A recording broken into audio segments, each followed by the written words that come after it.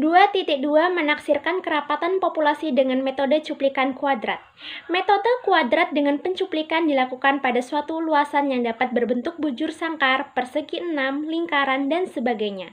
Menurut Weaver dan Demetz tahun 1980, bahwa metode kuadran adalah metode analisa yang menggunakan daerah persegi panjang sebagai sampel uniknya. Kerapatan ditentukan berdasarkan jumlah individu suatu populasi jenis hewan di dalam area kuadran. Kesulitan pada beberapa keadaan untuk menentukan batasan individu hewan, kerapatan dapat ditentukan dengan cara pengelompokan berdasarkan kriteria tertentu kelas kerapatannya. Lanjut, frekuensi ditentukan berdasarkan kerapatan dari jenis hewan dijumpai dalam sejumlah area cuplikan atau dilambangkan dengan N kecil dibandingkan dengan seluruh atau seluruh cuplikan yang dibuat atau dengan lambang N besar, biasanya dalam persen. Nilai penting harga ini didapatkan berdasarkan penjumlahan dari relatif dari sejumlah variabel yang telah diukur. Harga relatif ini dapat dicari dengan perbandingan antar harga suatu variabel yang didapat dari suatu jenis terhadap nilai total dari variabel untuk seluruh jenis yang didapat, sehingga dikalikan dengan 100%. 1. Kuadran atau frame. Kuadran atau frame adalah suatu alat yang berbentuk kubus dengan ukuran tertentu yang terbuat dari baja atau stainless steel, atau kawat, atau kayu, atau bambu yang dipergunakan untuk pengambilan sampel. Kuadran sering dipakai dalam penelitian biokologi, terutama yang berkaitan dengan organisme bentik. Lanjut, dari kuadran frame, terdapat dua pendekatan yang bisa dilakukan. Yang pertama, pendekatan sederhana atau simple approach. Suatu pendekatan yang dilakukan dengan cara merujuk pada literatur dan pengalaman dari penelitian-penelitian sebelumnya.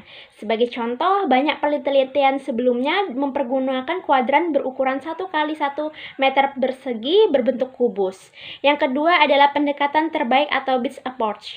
Suatu pendekatan yang mempertimbangkan faktor-faktor. Yang pertama ada statistik. Adalah bentuk dan ukuran kuadran yang memberikan nilai presisi atau precision tertinggi secara statistik untuk ukuran luasan areal yang disampling dan atau biaya dan waktu yang terbaik. Yang kedua ada ekologi, adalah bentuk dan ukuran kuadran terbaik untuk menjawab pertanyaan-pertanyaan yang timbul secara ekologi. Dan yang ketiga ada logistik, adalah bentuk dan ukuran kuadrat yang paling mudah dibuat dan dipergunakan.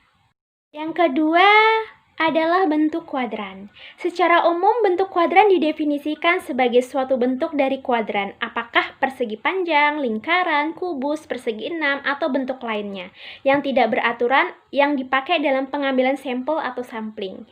Masalah utama yang perlu dipertimbangkan terkait kuadran ini, ya dampak dari bentuk sisinya, adalah berkaitan dengan kesalahan perhitungan. Sebagai contoh, jika suatu individu berada tepat pada sisi kuadran, maka haruslah diputuskan apakah individu ini termasuk di dalam kuadran atau di luar kuadran.